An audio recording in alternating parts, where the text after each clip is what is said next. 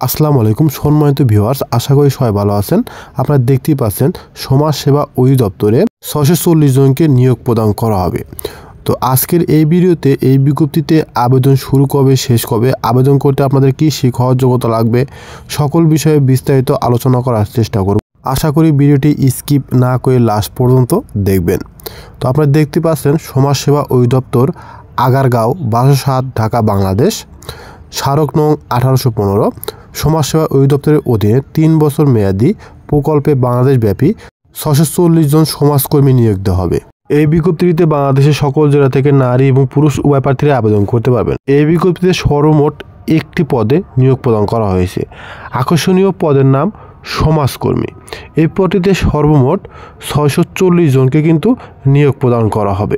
তো এই পদটিতে আবেদন করতে আপনার শিক্ষাগত যোগ্যতা লাগবে এসএসসি, এইচএসসি, ডিপ্লোমা বা স্নাতক অথবা বাংলাদেশ মাদ্রাসা শিক্ষা বোর্ড হইতে আলিম পাস, দাখিল পাস, 2য় শ্রেণী কামিল ডিগ্রি অথবা কওমি মাদ্রাসা হতে দারয়ে হাদিস পাস হতে হবে।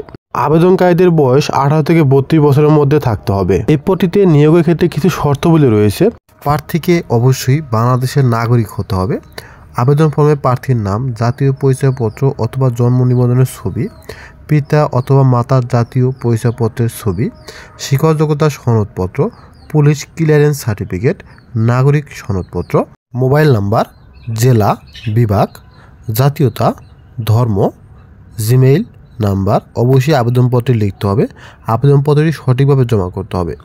আবেদনকারীদের মধ্যে হতে যারা সংশ্লিষ্ট পদে নির্বাচিত হবেন তাহারা আবাসিক সুবিধা যেমন কোয়ার্টার প্রাপ্ত হবেন। ম্যানেজমেন্টের যে কোনো সময় এই নিয়োগ বাতিল করতে পারবে। আপনারা আমাকে অসংখ্য মেসেজ করেছেন এই বিজ্ঞপ্তিটি সম্পর্কে জানার জন্য।